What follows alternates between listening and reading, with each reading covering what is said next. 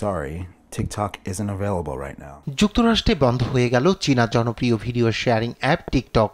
দেশটিতে অ্যাপল এবং Google play স্টোরে পাওয়া যাচ্ছে না এই অ্যাপটি। It isn't available. ব্যবহারকারীদের অনেকেই অ্যাপে প্রবেশ করতে চাইলে দেখানো হচ্ছে টিকটকে একটি নিষেধাজ্ঞা চালু হয়েছে। এখন থেকে যুক্তরাষ্ট্রে টিকটক ব্যবহার করা যাচ্ছে না।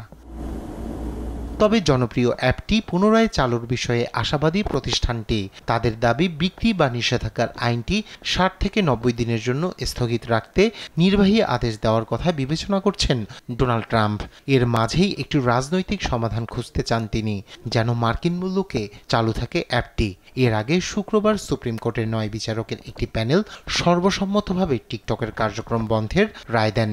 মার্কিন প্রশাসনের শঙ্কা, টিকটকের মাধ্যমে মার্কিন জনগণের উপর গুপ্তচর বৃত্তি করছে চীনা সরকার। যুক্তরাষ্ট্রে 17 কোটিরও বেশি গ্রাহক রয়েছে টিকটকের, কিন্তু অ্যাপটির চীন ভিত্তিক মালিকানা প্রতিষ্ঠান বাইটড্যান্সকে নিয়ে অসন্তোষে রয়েছেন মার্কিন আইন প্রণেতারা। শঙ্কা রয়েছে টিকটকের মাধ্যমে মার্কিন জনগণের উপর গুপ্তচর বৃত্তি করছে বেইজিং, যদিও বারবারই এমন অভিযোগ অস্বীকার করে আসছে তারা।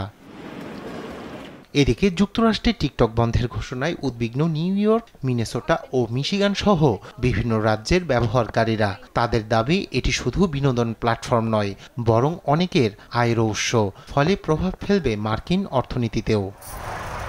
রায়হান কবির শুভ্র, নিউজ ডেস্ক, দেশ টিভি।